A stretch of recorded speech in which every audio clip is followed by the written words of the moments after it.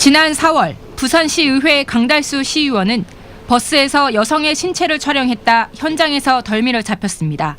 현직 시의원의 몰카 성범죄는 범행 장소가 버스라는 공공장소인 점, 대상이 10대 여성 청소년이었다는 점 등에서 충격적이었지만 6개월 동안 알려지지 않았습니다.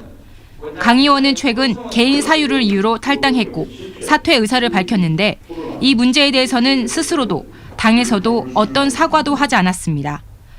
비단 이뿐만이 아니었습니다. 지난 2020년 11월 또 다른 시의원은 식당 종업원을 성추행했고 비슷한 시기 전직 시의원은 성매매를 하다 적발되는 등 전현직 의원들의 성추문이 잇따랐습니다. 당사자의 탈당 신청을 그대로 받아주거나 적극적으로 대응하지 않는 당과 시의회의 무능력도 도마에 올랐습니다.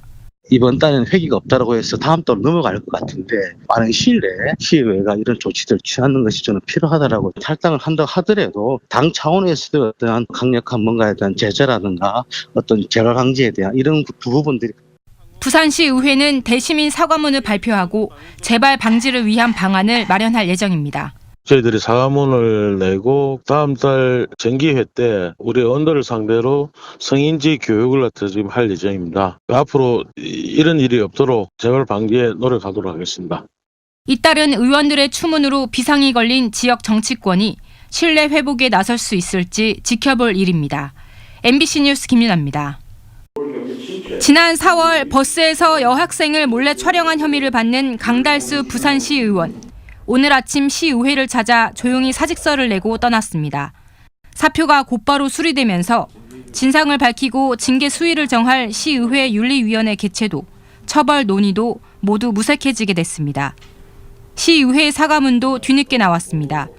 시민 신뢰를 저버리고 지방의회에 대한 불신을 자초한 이번 사건에 대해 참담하다며 재발 방지와 신뢰 회복에 최선을 다하겠다고 밝혔습니다.